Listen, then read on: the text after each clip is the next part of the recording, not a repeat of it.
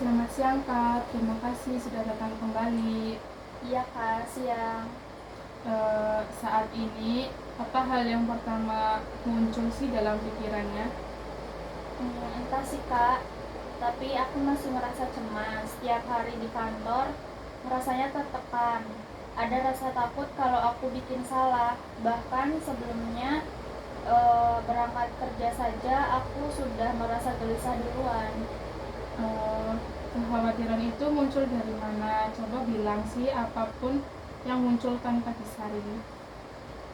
Kalau aku tuh takut dimarahi, takut dianggap nggak becus. Kemarin bosku nanya soal laporan, dan padahal dia cuma bertanya biasa, tapi aku langsung panik, kayak aku balik lagi ke masa kecil gitu. Hmm, Kamu merasa seolah kembali ke versi dirimu yang dulu ya? Boleh ceritakan apa gambaran yang muncul saat itu sih? Ayahku setiap aku salah sedikit saja dia langsung marah, suaranya keras.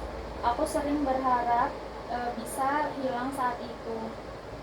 Hmm, Coba ceritakan lebih dalam tentang hubunganmu dengan ayah saat kecil. Ayah itu keras, mungkin maksudnya mendidik, tapi buatku itu menakutkan. Aku sering dibandingkan dengan kakakku yang lebih pintar. Rasanya apapun yang aku lakukan selalu salah. Aku jadi takut bersuara, takut mencoba gitu. Oh, Waktu kamu ditegur bos sekarang, tubuhmu tuh bereaksi dengan cara yang sama seperti pas ayahmu saat ayahmu marah. Iya, kayak jantungku berdebar cepat. Aku merasa kecil, tidak berharga, bahkan kalau ada yang memuji pun aku masih menganggap diriku tidak cukup baik. Oh, Bagian dirimu yang masih merasa kecil itu sebenarnya sedang memanggil perhatian ya. Dia tuh belum selesai memproses rasa takut yang dulu. Kamu bisa melakukan apa ketika rasa takut itu muncul? Kadang aku menghindar, pura-pura sibuk, pura-pura paham, atau tersenyum walaupun sebenarnya kacau. Aku berpura-pura kuat. Itu salah satu bentuk mekanisme pertahanan diri, yaitu resepsi dan denial. Kamu menekan emosi agar tidak muncul dan menyangkal bahwa kamu tuh sedang terpengaruh masa lalu. Tapi memang begitu rasanya. Aku tidak mau terlihat lemah. Kita semua punya mekanisme pertahanan ya, itu muncul untuk melindungi diri, tapi kalau dibiarkan ia membuat kamu terjebak dalam pola yang sama. Jadi cara aku menghindar itu sebenarnya membuatku semakin terperangkap.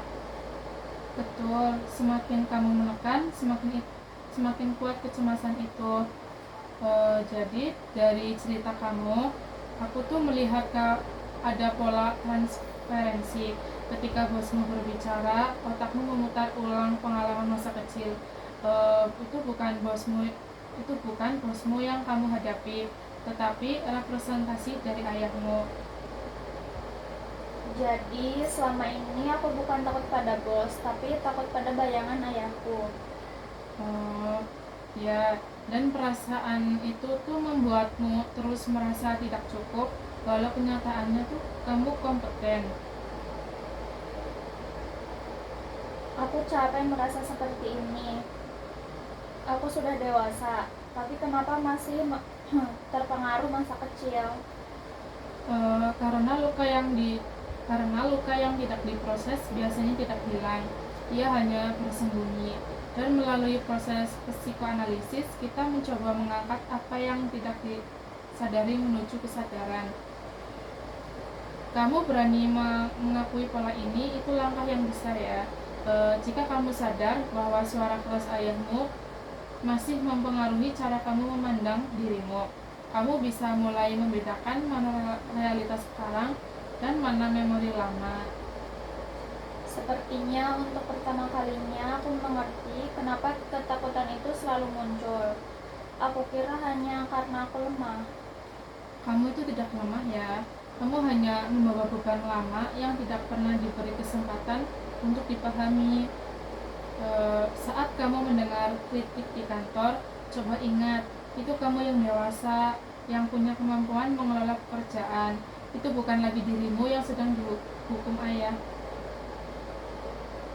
Benar juga, aku tidak pernah memisahkan dua pengalaman itu. Itulah insight yang penting. Semakin kamu menyadarinya, semakin kamu bisa membangun reaksi yang lebih sehat. Aku merasa agak lega, walau masih berat. Kita tidak mencari perubahan besar dalam satu sesi, tapi menyadari hal ini saja sudah sangat berat. Untuk minggu ini, coba lakukan satu hal ya. Ketika kamu merasa takut di kantor, berhenti sebentar dan tanyakan pada diri sendiri, apakah ini kamu yang sekarang atau kecil yang sedang takut? Tuliskan momen-momen ketika pola itu muncul. Baik, aku akan mencoba. Rasanya seperti langkah pertama untuk memahami diriku. Bagus, kamu sudah melakukan pekerjaan emosional yang berat hari ini. Terima kasih ya sudah terbuka. Terima kasih juga ya sudah saya merasa lebih didengarkan. Sama-sama.